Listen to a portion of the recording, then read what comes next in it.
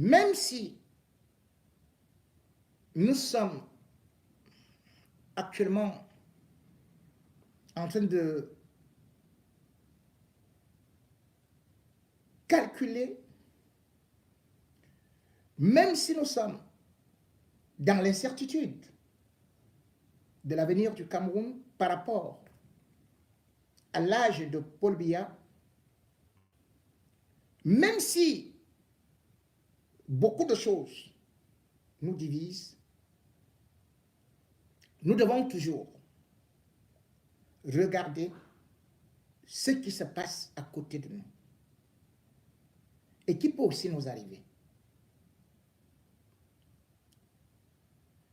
Il faut dire que le Gabon nous parle et le Gabon devrait nous inspirer par rapport à ce qui est arrivé là-bas. Il ne faudrait pas qu'on soit surpris. Il ne faudrait pas que certains changent subitement d'habit, retournent les vestes. Regardez le grand parti d'Ali Bongo. Eh bien, il y avait les Aubameyang là-bas, les footballeurs qui étaient tout contents d'être avec Ali Bongo. Aujourd'hui, ils sont où? Ali Bongo est où? Ali Bongo et ces footballeurs-là sont même considérés comme des traîtres parce qu'ils étaient du côté des puissants, du côté de ceux qui les arrangeaient du clinquant, parce qu'ils voulaient être reçus au palais présidentiel, parce qu'ils voulaient s'afficher avec le président. Aujourd'hui, ceux qui étaient tout puissants et qui étaient leurs amis intimes, ceux qui étaient en train de parler, chanter Ali Bongo, ne sont plus derrière lui. Bien au contraire, ils sont en train de se cacher. Même les artistes, ils ont honte, ceux-là qui chantaient le nom d'Ali Bongo. Parce que ça a tourné. Parce que ça a changé. C'est pour cela que ceux qui sont derrière le RDPC doivent regarder aussi ce qui se passe avec le PDG au Gabon. Ceux qui sont en train de se cacher doivent savoir que demain ou après-demain, ils seront dénoncés. Ils seront lâchés. Ils ne seront jamais considérés comme des vrais représentants de la société.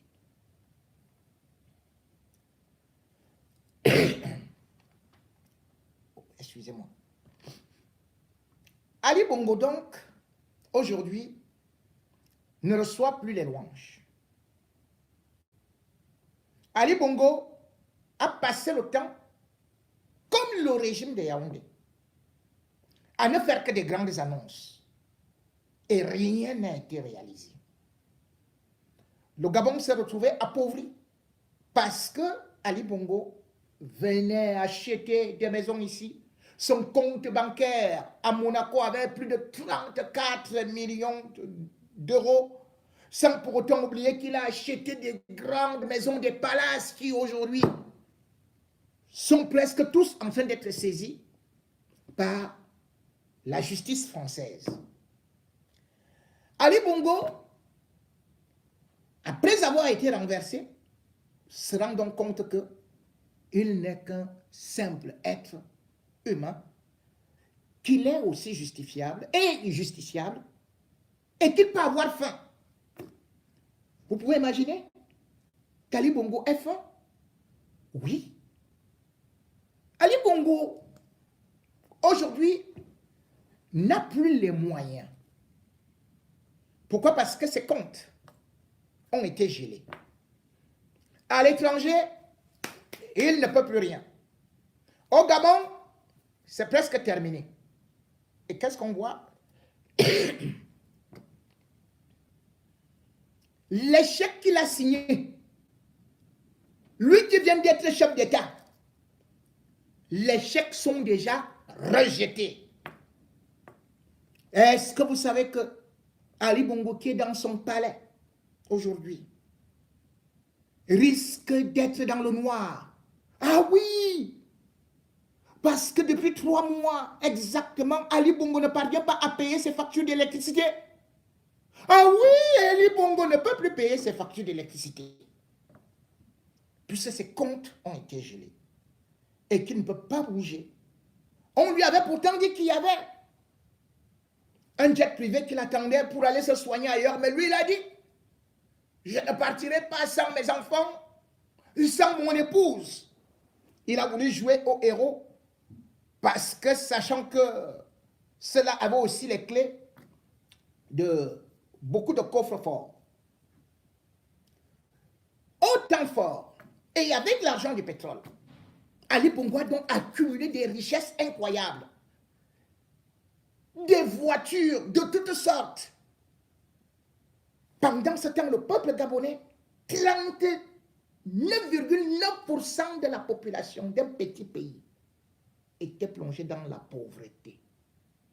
Et quand on regarde même la pauvreté extrême, selon la Banque mondiale, 8,2% de la population. Tout l'argent était entre les mains du clan d'Ali Bongo. Aujourd'hui, les vannes sont fermées.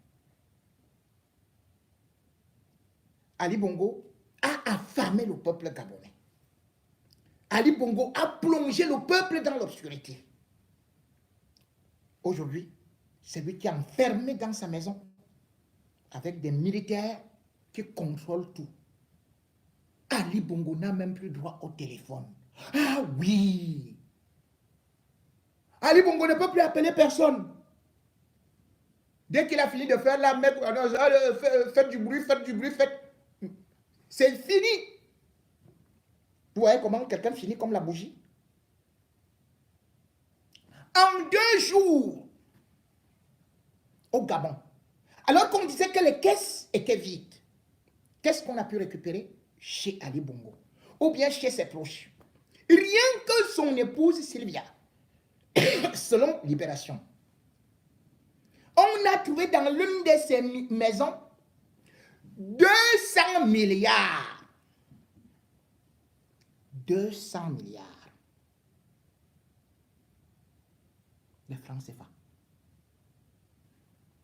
Chez celui qu'on appelle Maître Kim, on a trouvé 100 milliards en espèces sonnantes et trébuchantes.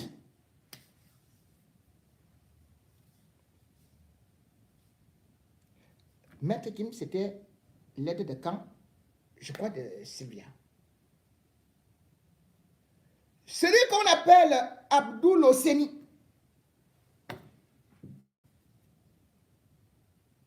l'ami de Nourdine, 70 milliards de francs CFA. 70 milliards.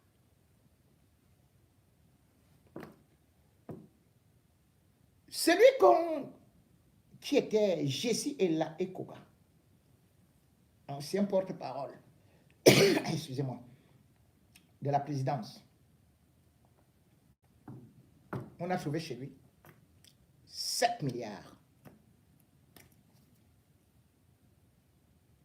C'est Yann Gislangoulou, 4 milliards.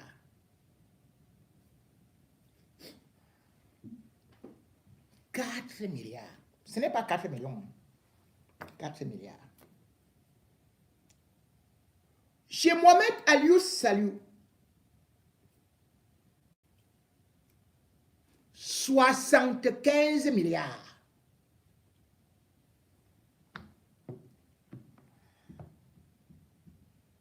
Et on ne vous dit pas ce que les gars du CTRI ont trouvé ailleurs.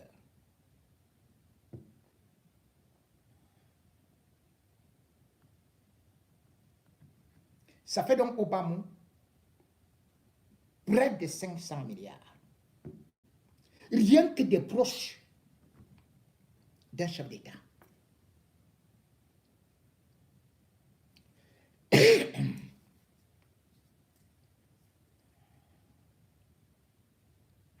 Quand vous voyez ça, vous allez dire, ce n'est pas possible. Aujourd'hui, Ali Bongo, où il mange la queue de bœuf, où il est en train de manger du pain avec le sucre. On ne sait pas, il trempe aussi peut-être déjà le pain dans le sucre parce qu'il dit qu'il a trop faim. Avec ses fils Bilal et Jalil. Vous voyez comment la vie tourne, non?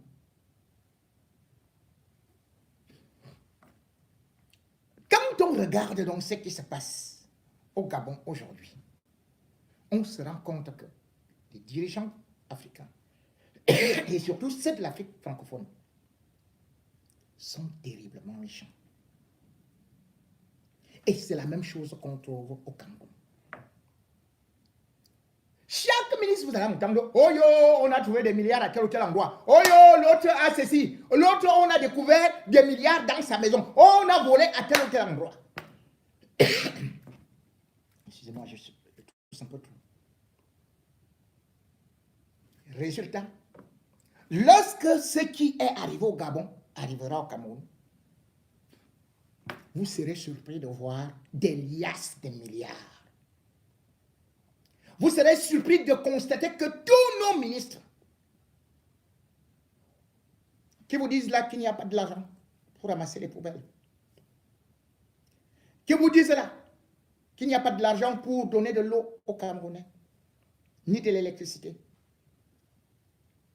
qui soutiennent les plans du FMI pour aller demander 45 milliards de francs CFA. Vous allez voir que chacun d'entre eux, chez lui, peut avoir 100 milliards.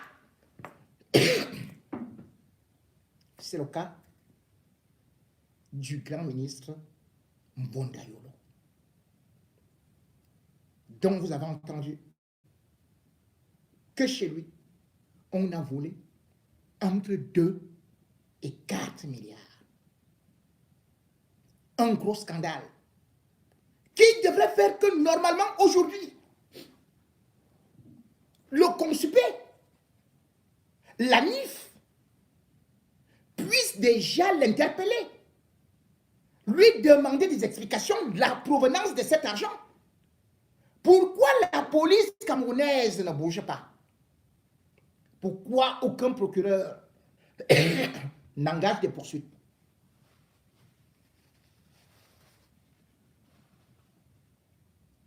Demain ou après-demain, le peuple engagera des poursuites.